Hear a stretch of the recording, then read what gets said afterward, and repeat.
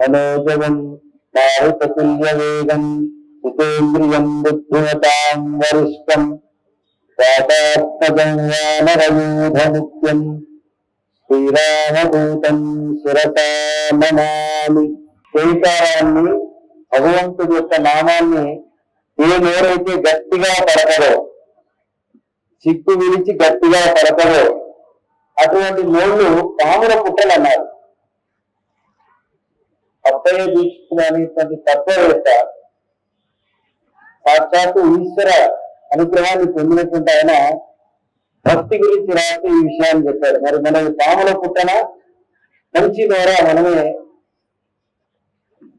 మనకు మనమే మాట్లేదు. మనందరిలో ఉండి మనందరి చేత రామచంద్ర ప్రభువు యొక్క దివ్యమైనటువంటి మందిర ప్రారంభ కార్యక్రమాన్ని చూడడం కోసం ఈవేళ ఈ దేశంలో ఈ సమయంలో మనందరినీ ఇక్కడ జీవింపజేస్తున్నారు. రామచంద్ర ప్రభు యొక్క గొప్పతనాన్ని నాయకుడు రావణాసురుడు చెప్పారు. సీతమ్మను తీసుకుని రావడానికి మార్గాన్ని చెప్పుకుంటే నాయకుడు చెప్తారు, రాముడు నడిచేటువంటి ధర్మం, రాముడు నడిచేటువంటి స్థైర్యం, రాముడు నడిచేటువంటి అగ్ని శిఖ, రాముడిని ముట్టుకుంటే రాముడి గురించి మనం ఏదైనా దుర్మార్గపు ఆలోచన చేస్తే మనం బాధి మసైపోతాం. కాబట్టి రాముడికి ఎటువంటి చెడులు తలంచము అని రావణాసురుడు చెప్పారు. రావణాసురుడు ఈ వాల్మీకి మహర్షి రామాయణం రాయడానికి ముందే అడిగారంట.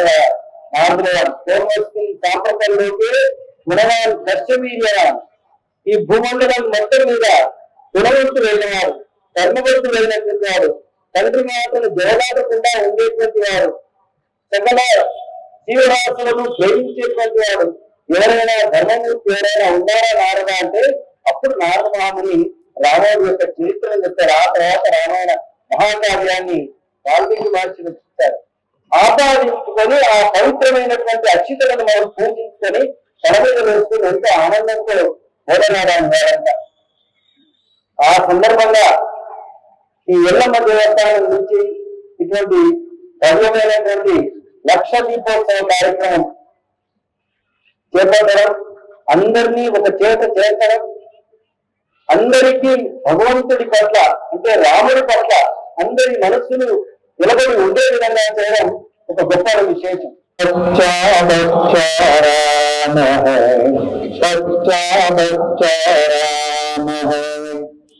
हर शरीर मंदिर पावन हर मानव पुकारी है, हर शरीर मंदिर पावन हर मानव पुकारी है। जहाँ सिंह बन गए खिलौने गाय जहाँ माँ प्यारी है, जहाँ सिंह बन गए खिलौने गाय जहाँ माँ प्यारी है। जहाँ सवेरा शंख बजाता मेरी गाती शान है, जहाँ सवेरा शंख बजाता मेरी गाती शान है। हर बाला देवी की प्रतिमा बच्चा बच्चा राम है, बच्चा बच्चा राम है। రాముడు బాలరామునికి ఇష్టమైనటువంటి ఒక వస్తువు ఇక్కడ ఉంది. బాలరాముడికి మహా ఇష్టం. దానికోసం తప్పించాడు, దానికోసం ఏడ్చాడు. ప్రపంచంలో ఉంటే వేల కిలోమీటర్ల దూరంలో ఉంటే చంద్రుడిని సైతం మామాని పిలిచే హిందూ ధర్మం ప్రపంచంలో ఇదొక్కటే ప్రపంచంలో చూస్తున్నారు. హిందూ ధర్మమే మాత్రమే ప్రపంచంలో ఉండే 8 కోట్ల మంది ప్రజల్ని అన్నదమ్ములారా అక్క చెల్లెలారా అని ఇప్పుడు కాదు 1893 September 11న Swami Vivekananda American sisters brothers అన్నప్పుడు ప్రపంచమంతా ఉరువు తగిలి ప్రపంచానికి అప్పుడే 150 సంవత్సరాల క్రితం మనకు వేదాంత సారాన్ని ప్రపంచానికి నేర్పిన దేశం నా భారతదేశం ప్రపంచంలో. అందుకే ప్రపంచంలో భారతదేశం యొక్క విశిష్టత ఏమిటి అంటే, మీకు తెలిసిన 1947 1947లో మన దేశానికి ఒక ప్రధానమంత్రి వచ్చారు. 18 సంవత్సరాలు ఈ దేశాన్ని పరిపాలించారు. ఎవరు? మొదటి ప్రధానమంత్రి ఎవరు? జవహర్లాల్ నెహ్రూ వచ్చారు. 18 సంవత్సరాలు పరిపాలించారు. మీరు ఎప్పుడైనా ఏదైనా గ్రామంలో నెహ్రూ యొక్క విగ్రహం చూస్తారా? నెహ్రూ యొక్క అనుచరులు ఏదైనా కనిపిస్తారా? నెహ్రూ యొక్క కోట వేసుకుని చిన్న పువ్వు పెట్టుకుని పిల్లలు వేసుకుని ఉంటారు, వాళ్ళు కనిపిస్తారా? కాబట్టి 18 ఏళ్ళు పరిపాలించినటువంటి నెహ్రూ ఈ దేశం చూడలేదు. కానీ 18 లక్షల సంవత్సరాల క్రితం ఈ భూమి నడిచిన రాముడిని గుర్తుపెట్టుకున్న దేశం నా భారతదేశం ప్రపంచంలో. ఇక్కడ కదా రాముడు పుట్టారు మనకి, ఇక్కడ కదా రాముడు అవతరించింది. ఈ రాముడు అమెరికాలో ఎందుకు పుట్టలే? ఇక్కడ ఎందుకు జరిగాయి? ఇక్కడ ఎందుకు జరిగాలంటే ఇక్కడ కూర్చున్న వాళ్ళందరూ కూడా వాళ్ళ వ్యక్తిగత స్వార్థం కోసం దీపం వెలిగించట్లేదు.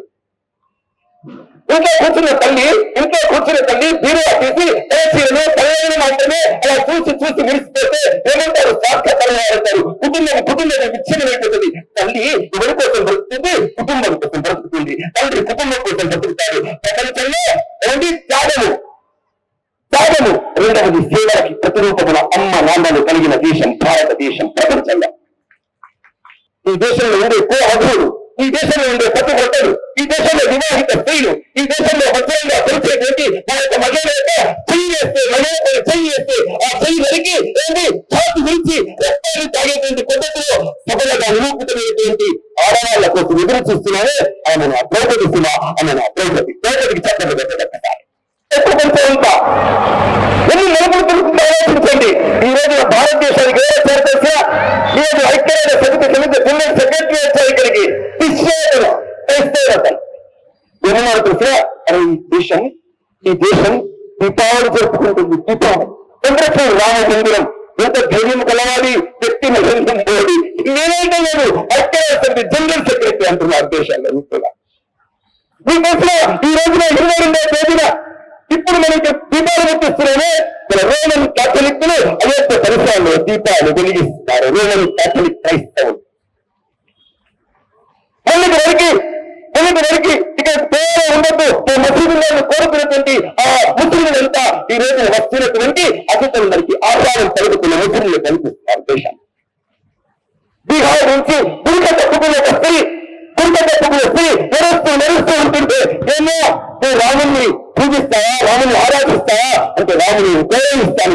నేను బొట్టు పెట్టుకోకపోవచ్చు, నేను గురిక తప్పుకు ఉండొచ్చు, కానీ రాముడిగా గౌరవ స్థానంలో ఉన్నాడు అని పాదయాత్ర చేస్తూ ఈ రోజున అయోధ్యకు చేరుకుంది ఆ స్త్రీ.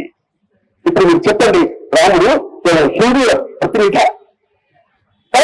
ప్రపంచంలో ఉండే 14 మంది యొక్క ఆరాధన వ్యక్తి రాముడు అంటే. మీకు ఉదాహరణ చెప్తాను. ప్రపంచంలో 90% మంది ముస్లింలు ఉండే దేశం ఇండోనేషియా దేశం ముస్లింలే. కానీ మీకు తెలుసా ఏం జరిగిందో తెలుసా? ఇండోనేషియాలో విదేశాల నుంచి వచ్చేటువంటి పాకిస్తాన్ నుంచి వచ్చేటువంటి అధ్యక్షుడు ఇండోనేషియా దిగాడని పెరేడ్ గ్రౌండ్ లో నడిపిస్తుంటే ఆ పెరేడ్ గ్రౌండ్ లో ఎత్తేటువంటి హనుమంతుని విగ్రహం ఉంది. ఇండోనేషియా అధ్యక్షుడు, ఇండోనేషియా ప్రైమ్ మినిస్టర్ వాళ్ళ ఇంట్లో రాముని బొమ్మది. ఆ పాకిస్తాన్ అధ్యక్షుడు ఏమన్నారు తెలుసా? నేను ముస్లిం రాముడు ఏంటి, ఈ ఆంజనేయుడు ఏంటి అని అడిగారు. అప్పుడు ఇండోనేషియా అధ్యక్షుడు ఏం చెప్పారు తెలుసా? నేను గతంలో హిందువులు, ఆ తర్వాత మతం మారా, మేము మసీదుకి ప్రార్థన చేసుకుంటాం, మేము మతం మార్చుకున్నాం అని రాముని మార్చుకొని ఆంజనేయుని మార్చుకున్నాం. ఇక్కడి దేశం మలుపు తిరుగుతుంది. ఈ రోజున ఈ మనస్థలపురం ఏరియాలో ఇంత భవ్యమైనటువంటి దీపావళి పండుగ జరుగుతుంది. దీపం దేనికి గుర్తు? దీపం దేవతకి గుర్తు. ఆదిశక్తి, పరాశక్తి, పరమేశ్వరుడు ఉన్నాడే, కనబడిన పరమేశ్వరుడు. ఆ కనబడినటువంటి పరమేశ్వరుడికి సంకేతం చెప్పడానికి దీపాన్ని దీపాలు ఆర్పం. దీపాలు ఆర్పడం అంటే ఏంటి? హ్యాపీ బర్త్డే ఏంటి? దీపాలు ఆర్పే పద్ధతి కాదు. నా దేశం దీపాలు వెలిగించే దేశం. అలాంటి దీపపు జ్యోతులు ఈరోజు వెలిగిస్తుంది. ఉండకపోవచ్చు, కానీ భగవంతుడు గుళ్ళోనే ఉంటాడా? ఉండకపోవచ్చు, కానీ భగవంతుడు అంతగా ఉన్నాడు. ఇప్పుడు గుళ్ళో ఉండగలుగుతాడు. ఎలా ఉంటాడు గుళ్ళో? అంతగా ఉన్నవాడు ఎందుకు గుడికి వెళ్ళాడు? ఉంటే అంతగా ఉన్నప్పుడు దీపం ఎందుకు పుట్టించాలి? ప్రశ్న ఎవరు అడుగుతారు? మీరు చదివిస్తున్నారు అమ్మాయిని, వాళ్ళు అడుగుతారు.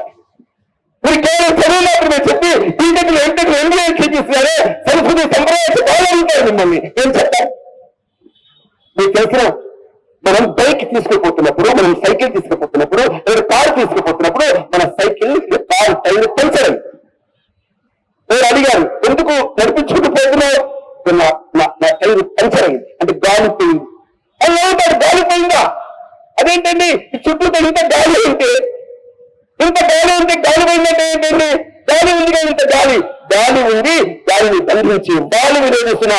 అందుకే ఈ రోజున రామాయణము ప్రతిజ్ఞకు తెలియనటువంటి చోట రాముని యొక్క బాలరాముని విగ్రహంలో వేద మంత్రాల ఉచ్చారణ ద్వారా, నవధాన్యాల ద్వారా, వేదనలో ఉండేటువంటి ప్రతి మంత్రం వెనుక అర్థము ద్వారా ఈ రోజున భగవంతుని అంశ ప్రవేశించింది. వైబ్రేషన్స్ మొదలైనవి. వైబ్రేషన్ అంటే ఏంటంటే ప్రకంపనం. 3 సార్లు మనం చిలుకూరి బాలాజీ టెంపుల్కి వెళ్ళి 108 సార్లు ఎందుకు ప్రదక్షిణ చేస్తాం? ఆ ప్రదక్షిణ చేసిన కారణంగా ఉండి ఆ వైబ్రేషన్స్ ఉన్నాయి.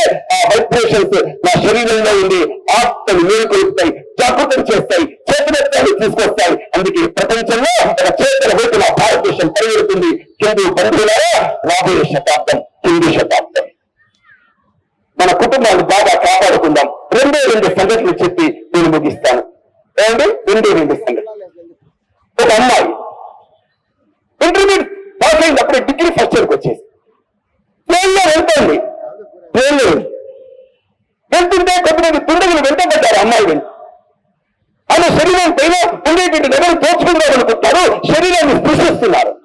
ఆమె కాపాడండి అని ఆ అమ్మాయి ఏడుస్తుంటే ఎవరు రాకపోగా ఆ పాపని అమ్మాయిని ఆ దుండగులు ఆ రైలు నుంచి తోసేశారు బయటికి.